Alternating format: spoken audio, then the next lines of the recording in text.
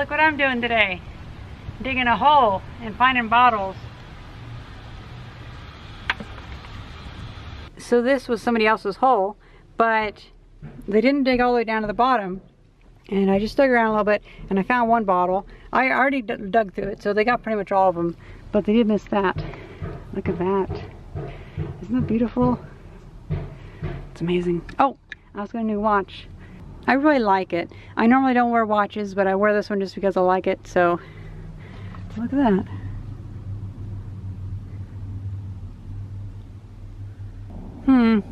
Interesting.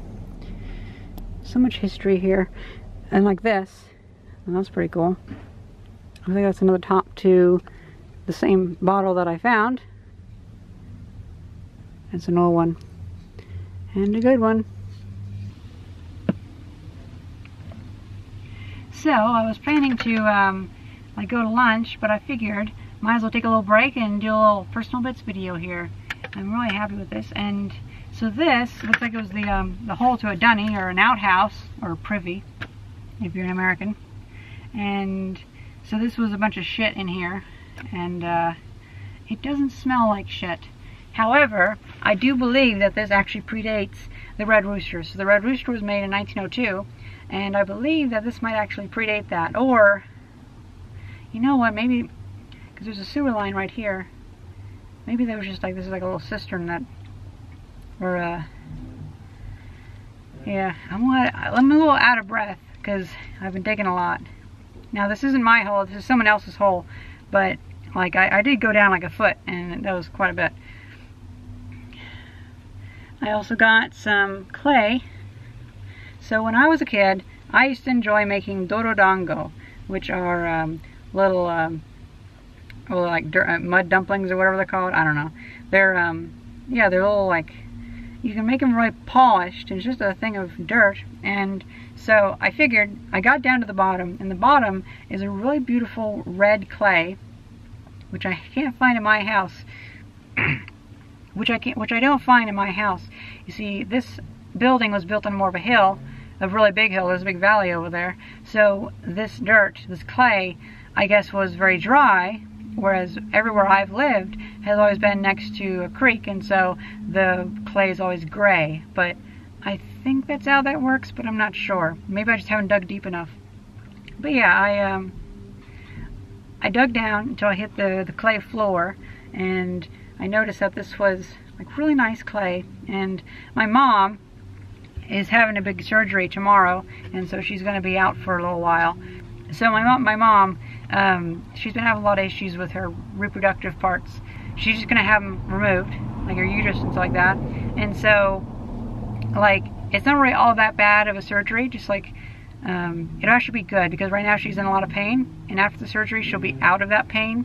And so I figure what we'll do is me and my mom will have 8 weeks to actually, like, enjoy being together. And so me and my mom, what I figure is we'll make some dorodango and make some nice polished mud balls. So yeah, I'm trying to look forward to that. And my mom is really happy because she's finally getting that surgery. See, the problem is she used to be going to a Catholic hospital. We're not Catholic, but the Catholic hospitals, they do not let you alter anything like that, because they're all really weird about, like, their birth control stuff. So if there's anything that could possibly, like, stop someone's ability to give birth, then they will not do it. And so she's been needing the surgery for like 2 years, and it's just a real shame that it should be illegal for a hospital, if they have such a monopoly on the area, to do that. You know what I mean? So that's just my thoughts. I hate whenever religions cause suffering, because they do that a lot. Now, a nice thing is that there should be some more of these holes, and this was the only one that's been dug. And the person that dug this found some amazing bottles, like beautiful old blue bottles with branding on the side and stuff like that.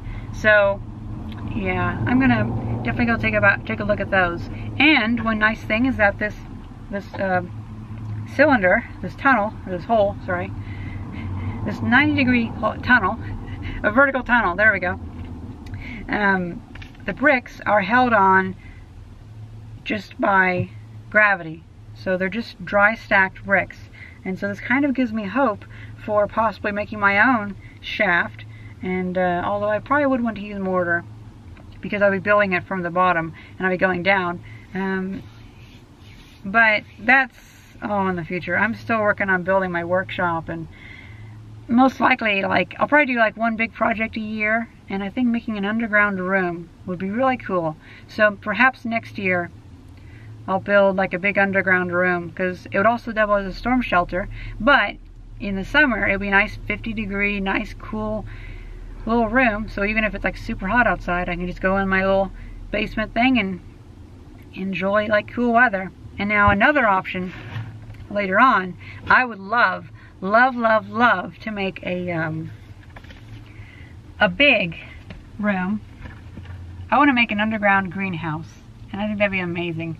So I could have, like, imagine having a tree which needs like a warmer climate, like lignum vitae or something like that. And imagine growing that in a place like this with an underground greenhouse, and it would have a huge skylight. And now the skylight would be made out of blocks of melted down glass bottles, so they recycled. And the building itself would be like 40 feet tall and 35 feet wide, and it would be like this big like cylinder with a dome on the top, and it'd be amazing. And yeah, it's a plan. It's a plan. Or I've been thinking about building an airship. I don't know. See, there's so many fun things to do, and that's the nice thing about YouTube is, well, my job is really flexible. I know some people who have YouTube jobs that are very, like, they have schedules and they have to do things and they can't deviate from that. But for me, I can do pretty much whatever I want. My channel is just, I build things and I do things, and then that's interesting somehow, and so people like to watch. And so it seems like no matter what I do, I can almost do anything and people tend to be okay with watching. And so, or if not, all my old videos do a good job of keeping me keeping the bills paid. Well, English. So yeah, I have a lot of flexibility. I'm gonna go get lunch because this is like right in the middle of town. There's a square. It's a really beautiful square from the 1850s, and there's a bunch of restaurants, but there's one restaurant that makes really good pancakes, and I could really go for some flapjacks right about now. Hey, who else could go for some flapjacks right now?